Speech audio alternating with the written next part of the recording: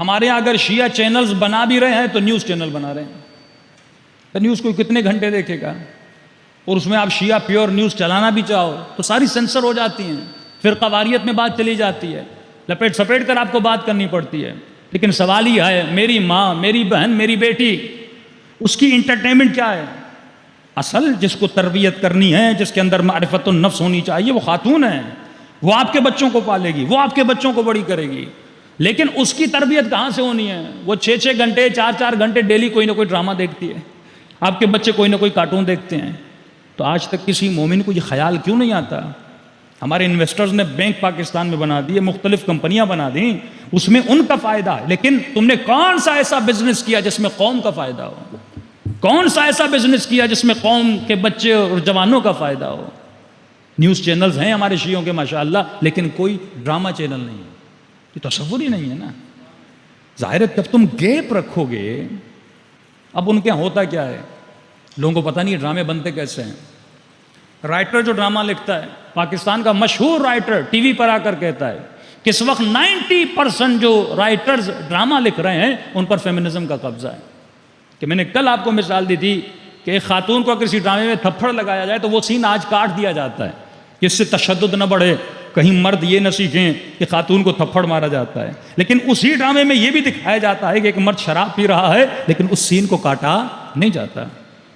یعنی شریعت کا درد کم ہے، لیکن ویسٹرن جو مائنڈ سیٹ ہے اس کو بڑا۔ اب فیمنزم ایک نعرہ ہے، اس کا مقصد یہ ہے کہ خواتین کی آزادی۔ آزادی کا مطلب کیا ہے؟ اسے جاب بھی کرنے دو، اسے باہر نکلنے بھی دو، اسے اپنی مرضی سے دوستیاں کرنے دو، اسے اپنی مرضی سے نامحرموں کے ساتھ تعلق بنانے دو۔ اور جو بل آپ کو منظور کر کے دیا جا رہا ہے، آج لوگوں کو احساس نہیں ہو رہا، لیکن آج کل یہ ہو جائے گا۔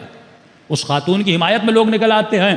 اگر غیر تعلق بنایا، ایران میں اس کو کہا جاتا ہے وائٹ میرج، ازدواج سفید، بغیر نکاح کے ایک مرد اور خاتون تعلق بنائے اور کہیں پہ رہیں، کوئی اس کو کچھ بھی نہ کہے، ایسا ماحول کریٹ کیا جا رہا ہے۔ کس کے ذریعے سے؟ اسی میڈیا کے ذریعے سے۔ اس کا موٹیو کون ہے؟ میڈیا ہے۔ اب ظاہر ہے آپ کا بچہ دیکھے گا، آپ کی بچی دیکھے گی، اس کے اندر سے جتنا ریپیٹڈلی یہ دیکھا جائے گا، اس کے سب کانشیس میں آ جائے گا کہ یہ کوئی بری بات نہیں ہے۔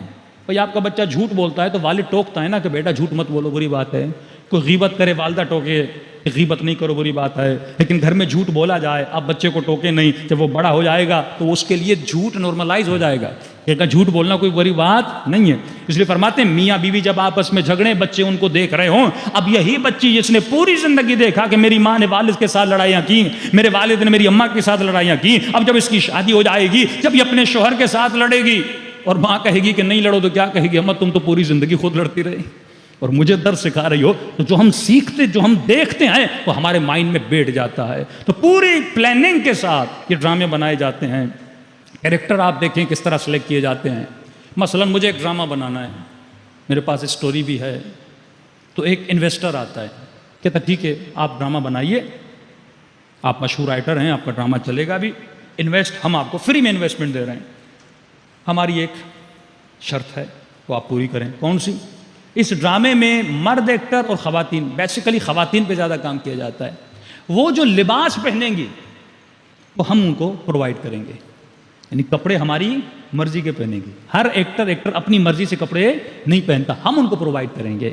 اب آہستہ آہستہ کلچر کو تباہ و برباد کیا جاتا ہے، اسے ویسٹرن کپڑے پہنائے جاتے ہیں، واہیات کپڑے پہنائے جاتے ہیں، بے حیائی والے کپڑے پہنائے جاتے ہیں، تاکہ آہستہ آہستہ بچیوں کا کلچر تباہ ہو جائے۔ آج بڑے بڑے مالز میں جائیے، پاکستان کا حال دیکھیے کہاں تک پہنچا ہے۔ ایک وقت ہم تصور بھی نہیں کر سکتے تھے کہ پاکستان میں یہ حال ہوگا، لیکن ہو رہا ہے، کیونکہ ہماری پرواہ نہیں ہے۔ ہم نے اپنی قوم کے لیے چیزیں نہیں بنائی، امام بارگاہ بناتے گئے، مجلسیں کرواتے گئے، لیکن جو غذا اس بچے کو ٹی وی سے مل رہی ہے، میں نے ٹی وی میں کیا بنایا؟ بریلوی حضرات اپنے بچوں کے لیے کام کر رہے ہیں، لیکن شیعوں نے کون سا کام کیا؟ اگر مجھے قوم کو سدھارنا ہے تو مجھے اپنے بچوں کو ڈائریکٹر بنانا ہوگا، رائٹر بنانا ہوگا۔ یہ بری فیلڈ نہیں ہے، اسی فیلڈ میں بچوں کو بھیجیں، اسی میں انویسٹ کریں، اس میں دنیا بھی ہے، اس میں آخرت بھی ہے۔ آپ اخلاقی کہانیاں بنائیں۔ اگر وہ بے پردہ خواتین لاتے ہیں، آپ با پردہ خواتین لا کر وہاں پہ کھڑی کر دیں. اگر وہ بے حیا جوانوں کو دکھاتے ہیں تو وہاں آپ اس ڈرامے میں کردار علی اکبر کو دکھا دیں. اخلاقی کتنی اسٹوریاں ہیں, ان اخلاقی اسٹوریوں کو دیکھ. ایتھیکل اسٹوریز اتنی یورپ میں ہیں, آپ ایتھیکل ہسٹریز لکھیں, غیبت پہ لکھیں, اخلاق پہ لکھیں, والدین کے احترام پہ لکھیں, شوہر کے احترام پہ لکھیں, بیوی کے احترام پہ لکھیں, اسلامک رائٹس پہ لکھیں, ہر چیز پہ بنا سکتے ہیں. لیکن یہ ہم نے سارا میدان یزیدیوں کے لیے خالی کر دیا ہے, اور ہم اس میں خوش ہیں کہ ایک مجلس سن کے چلے جائیں گے تو بچہ سدھر جائے گا. نہیں میرے عزیز, یہ مجلسیں 10 دن کی ہیں لیکن وہ پورا سال کام کرتے ہیں. یہ بھی حسین ابن علی کا احسان ہے کہ وہ پورا سال تمہارے بچوں پر محنت کرتے ہیں, حسین 10 دن میں تمہارے بچوں کو سدھار دیتے ہیں. صلوات پڑھے محمد و آل محمد.